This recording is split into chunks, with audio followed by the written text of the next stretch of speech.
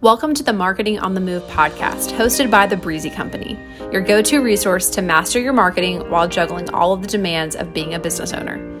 We understand that your time is a limited resource and marketing might be the last thing on your priority list right now. Our mission is to provide you with tangible insights and actionable tactics into the latest marketing trends, best practices, and strategies that you can implement no matter how busy you are. Each episode is designed to offer practical advice on leveraging your unique business strengths and efficiently managing your marketing strategy. Whether you're tuning in during your morning commute, between meetings, or while on the run, Marketing on the Move is here to empower you with the knowledge and tools you need to excel in marketing, even when your schedule is packed. Join us for a journey into making the most of your marketing efforts, no matter how busy you are.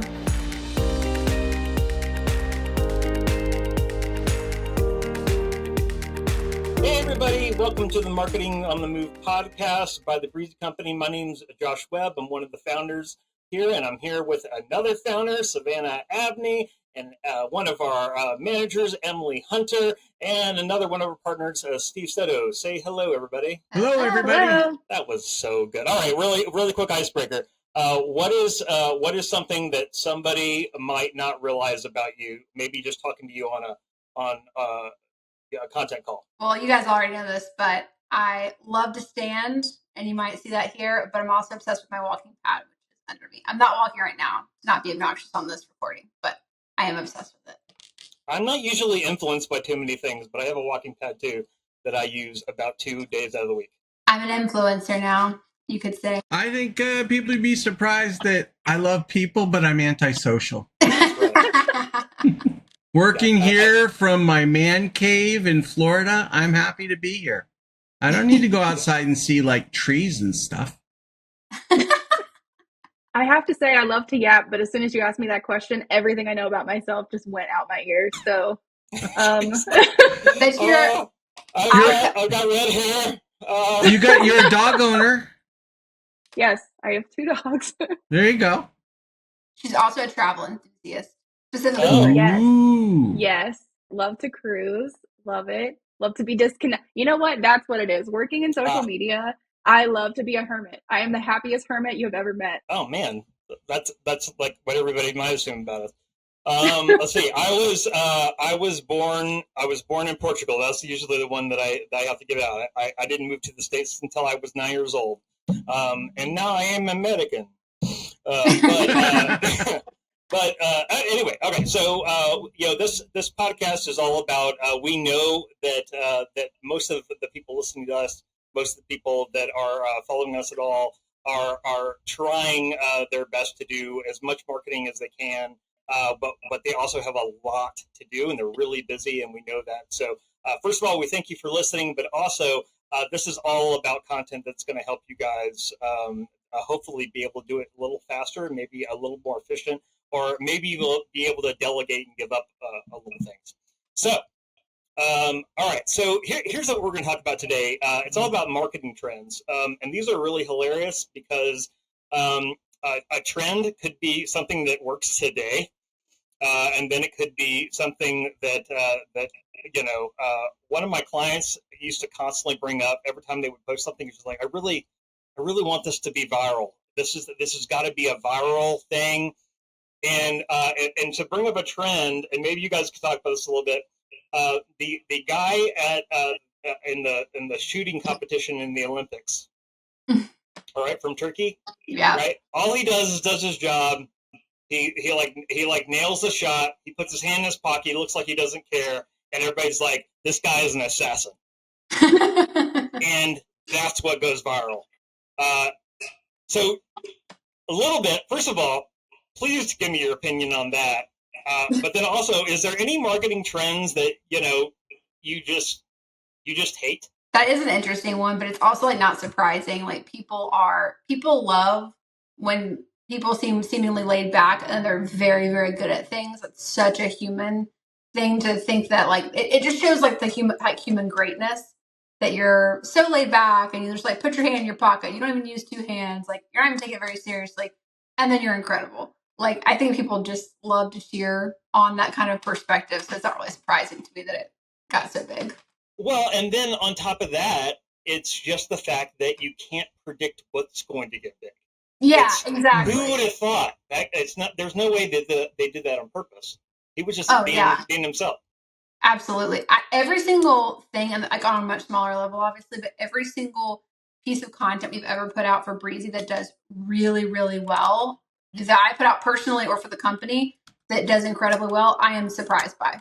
Every time. I had a post that got like 62,000 impressions about a week ago on LinkedIn, and it's definitely the most I've ever gotten on any post on LinkedIn personally. And I did think it would perform better than other things because I was kind of trying out something new that I was kind of seeing in the algorithm might work, but I had no idea it worked that well. I just don't think you ever can like predict that kind of stuff. You do best practices and then see what happens. I'm going to say, as far as things going viral, there are certain zeitgeists in our lives. There's certain Olympic events going to generate a ton of content and memes and things like that because you've got high performance, you've got beautiful people, and you've got awards, and that excites a lot of people. So I think, as far as, and we were talking about trends, I actually like it when companies make commentary using that zeitgeist of the moment. Mm. It goes, okay, you guys might not be this hip, but at least you're paying attention to what's going on in the world. Yeah, that's true. I mean, all the brands, we need to get on this, man. But all the brands that went around that, I think are really smart. I saw somebody that recently, I forgot what brand it was, but they said they showed somebody that was one of the sharpshooters that had like all of these instruments, and then they just showed the one guy that was shooting, and there was like, this is what happens when you use that. So I was like, that's great. There you go. That is great. Well, to that point about the relating to the Olympics and current events and things, I'll speak to. There's a specific meme that I love right now, which is people are talking about things that are not an Olympic event but should be, and it'll be like something. I saw one earlier today where it was like a dad making loud noises while the baby's asleep, like putting a medal on him, like you win the gold for that. I saw one recently. It wasn't like this should be an event. It actually used to be an event. But it was the cyclist. I can't remember what the name of the bikes are. They had the huge wheels. Are they called the small wheels? Penny farthing bikes? Or? Penny farthing. That used to be an Olympic sport. It was a race for penny farthing racing. And somebody said, like, it's time to bring this back. Bring it back. I agree.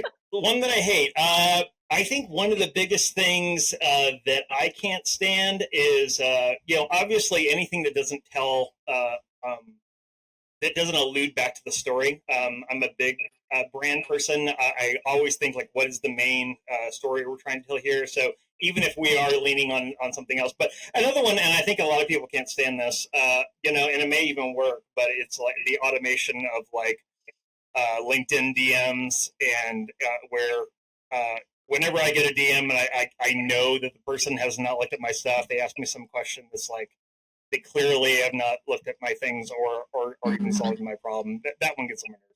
Yeah, drawing on that, the co-opting of communication platforms for scams. And that is a form of marketing. It's not for legitimate businesses, but it's clearly marketing. There's just a lot of communication you don't want because it leads to bad places. Yeah. I've gotten to the point where on social media platforms, if I get a friend request and that account is less than a year old, I immediately delete it. That's why Steve has 2 friends. No, I've got hundreds of friends, but they're vetted. Because these unvetted requests are either geared for some confidence scam, or just to, get you to look at their product under false pretenses. So what I'm hearing is there's a thorough application process to be Steve's friend. Yeah. The thing that I didn't know that actually is something I would actually warn against is that I guess there is a marketing tactic where it's like you fill out someone's lead form, right? And inside the lead form, you might answer certain questions, and then you sort of get to your sales pitch at the end. The amount of rage that it builds in me Oh yeah. Because I get really excited, like it might be a high dollar item or something. I'm like, okay, I see what they're going. Okay, yeah, I can really help this person. Blah blah blah. And then I'll get to the end, and I'll go, wait, they're trying to sell me. Yeah. Or like, Oh no. Yes. Instant no. I had that happen. It was very interesting and sophisticated. There was a profile on LinkedIn. It was a at least knowable technology person reaching out. The communication was professional and interesting. And then that profile said, well, let's have a meeting, let's pick a time. When I went to go on to the meeting and I saw the invite, there were 4 other people invited to that meeting, and the one person that I was interested in talking to wasn't going to be able to make it.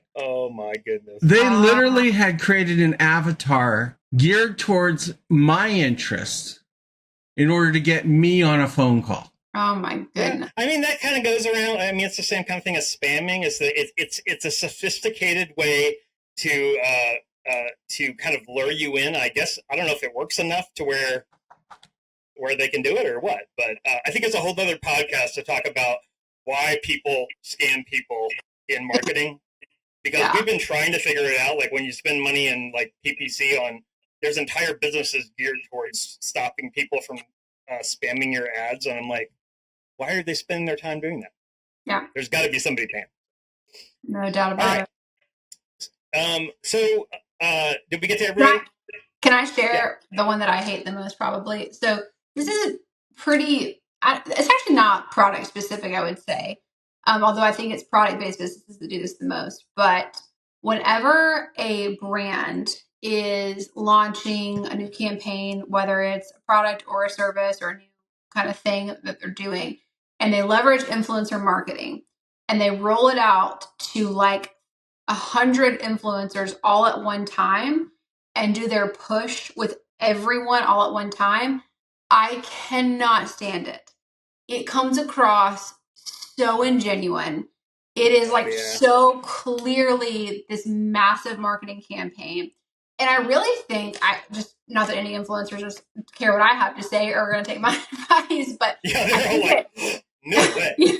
They're not going to listen to me. But it breaks like serious trust with their audiences individually as well, no matter how big they are. Because when you see one person, you see the person that you actually trust, that you have like developed this relationship with online, and they're promoting this product, and then you go to your explore page and every other influencer like them is promoting the exact same product at the exact same time. It's like, oh, you all got paid to do this at the same time. And so it breaks trust with the influencer individually. And it makes you not want to try the brand nearly as much because it seems so ingenuine. Whereas when they develop more personal relationships and they don't do it campaign style, it just has such a better approach. I get that there's short-term gains to it, but I think what you get from the short-term game, you lose in the long-term game. I think you are going to be a flash in the pan. And actually, I really believe I have some good, credible like sourcing on that, because you can see some of these brands that did this, especially like this was a huge thing to do in like 2018, 2019, really, really big. Kind of died off with 2020 because COVID sort of shook everything up. And then you saw it a little bit more in 2021, 2022. You don't see people doing it as much, but the brands that were doing it a ton back then, I hardly hear from now. You hear a little bit here, a little bit there, but you don't see them doing it anymore because I just don't think it works. It's sort of like when brands still do brand trips with certain influencers, but they're not nearly as big as they used to be. They're not nearly as extravagant as they used to be because they don't see the ROI on them like they used to. So anyway, I would just say from an influencer standpoint, you're going to have such a better relationship with the audience if you don't join the bandwagon of that campaign they're pushing. And I think brands, it just comes across super inauthentic and super ingenuine to do it that way. Yeah, I mean, I think the important thing of what we're saying, even after all the tactics, the kind of things that get on our nerves are things that kind of break trust with us. And so you have to be thinking in terms of what is my brand going to look like through this post and through this, or what is my lack of having any kind of content or any kind of thing to say? What is that going to say about my brand? Is that going to say I don't care about providing for my clients? Is that going to say I don't care what things look like, and therefore I won't care what your stuff looks like. That's the kind of things that they say, and I think that almost everybody tends to be a little more sensitive about their the brand that they're trying to create inside of their company. But really, what it is a combination of a lot of different voices and a lot of consistency. Because when you don't do those things over consistent time, or you don't do them at all, sometimes it's easy to assume that these people are they're not what they say. They do these kind of tactics. It breaks trust easily. Absolutely. I think right now, I don't think that trust has ever been a higher priced commodity than it is right now in our culture, period. From every area of life you can think about it, and people don't go like, oh, I don't have as much trust in, the government now, but I have trust in this. Like, people just lose trust, period. And they don't necessarily like divide it up in their brain. It's sort of like stress. You just feel stressed no matter where it is. Like, your body just responds to it. I think trust is the same way. It's like, oh, I don't feel like I can trust them, so I can't trust that either. And I've lost trust in all the institutions and all the like big kind of, groups of people. So they're not going to just trust this one thing. And, oh, I can trust brands, or I can trust this. And I feel like I can't trust much of anything now. There's so many deep fakes. I don't know what's real. I don't know what's true. Stand out and be what's real and what's true, and your brand will really be very different than the vast majority. This isn't actually my face. I'm deep faking this right now. I probably should deep fake somebody better looking, but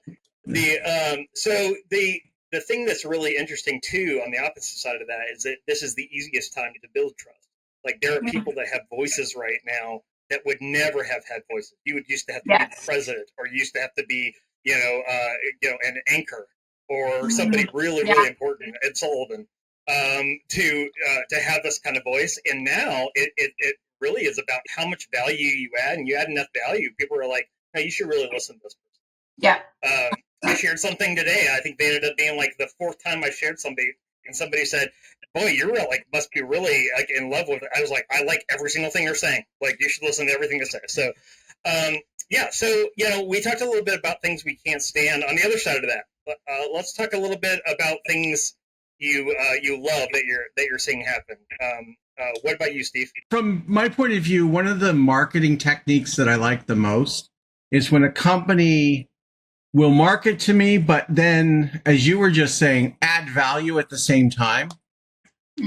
I've got companies I know that are advertising on newsletters, but if their newsletters are full of valuable information and they've taken the time to aggregate and edit so that I don't have to go out there and read 50 news sites, tech news for me. But still, the fact that I know that this company's marketing to me every day and I get to see their logo and they get to keep their name in my head. But I do open up the newsletter and look through it and keep myself refreshed with marketing, trends in the market. So I like that approach. I don't have to beat you over with buy me now, buy me now, buy me now. It's, I just want you to remember me. And here's a gift every day in the form of a newsletter. Yeah. So I like that marketing a lot. Me too. Yeah, I think that was a great one, Steve. That was on my list for sure. I love opening up. I just think they're fun to read. I like having that in my inbox as well. But I think my favorite, I don't know if you can call this a trend really, but I think there are still a lot of smaller organizations missing out on this, but a beautifully organized link tree or something similar with the links that you need for Instagram or for any, like a page on your website, whatever it is, but like one place that people can go and get to whatever it is that you're talking about. So, for fashion people, that might be something like to know it or whatever, but whatever that means for your business, those just make my heart sing because it makes it so easy for people to get to you. You've won them over. They want to click on your link. And it makes it easy for them to get where they want to go. I love that. I love that the commodity in the marketing space now, like the number one is value. Like that actually is the currency that we're trying to like operate in now. And I love that because it's crazy that I have to do sales for this company because I hate it. Like, I don't like selling and I hate creating salesy content more than anything in the world. I don't like having to push something, but I love helping people. Like truly nothing makes me happier on a daily basis at work when we get to help small business owners and solopreneurs and startup founders with their businesses. Like that is truly what I feel like is like my work life passion.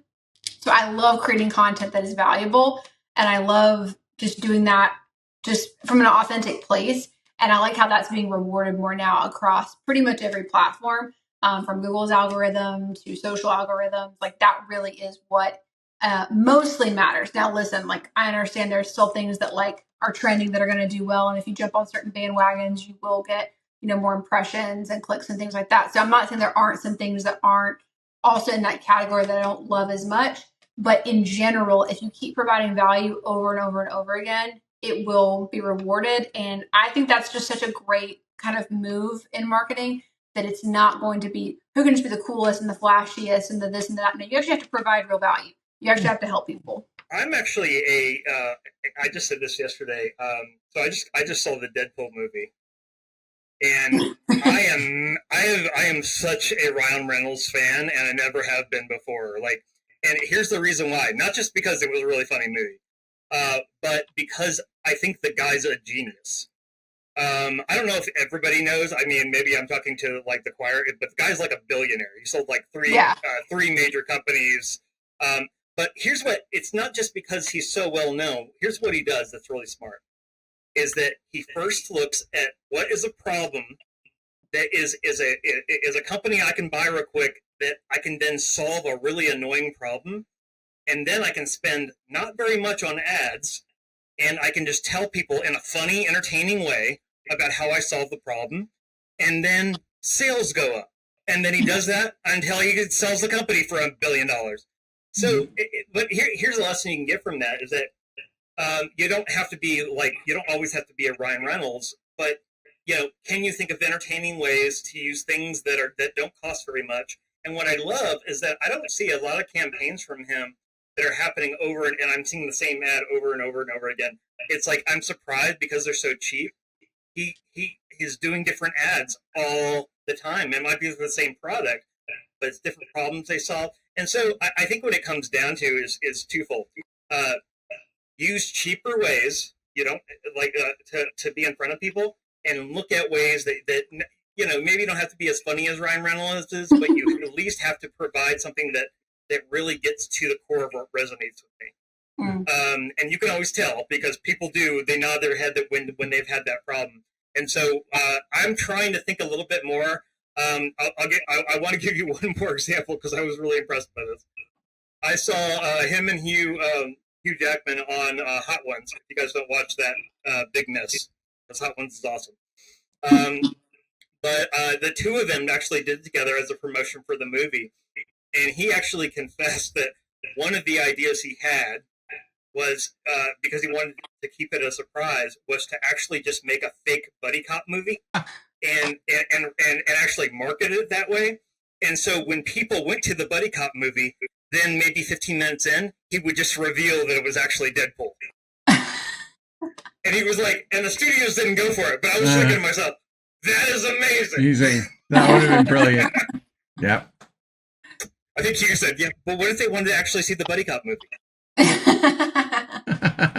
Well, thanks so much for listening to the Marketing on the Move podcast. It really means a lot that you would care what four people have to say on a topic. And if you would like to know a little bit more, you can go to thebreezycompany.co, and you can learn where we're actually not an agency. We're a way to be able to help you provide marketing on a more consistent and fast basis, and because we know how busy you are. So thank you so much, and we'll see you next time. Thanks for tuning in to this episode of Marketing on the Move. If you're looking for more ways to improve your marketing and build a scalable system to help your business grow, check out thebreezycompany.co or any of the resources linked in today's show notes.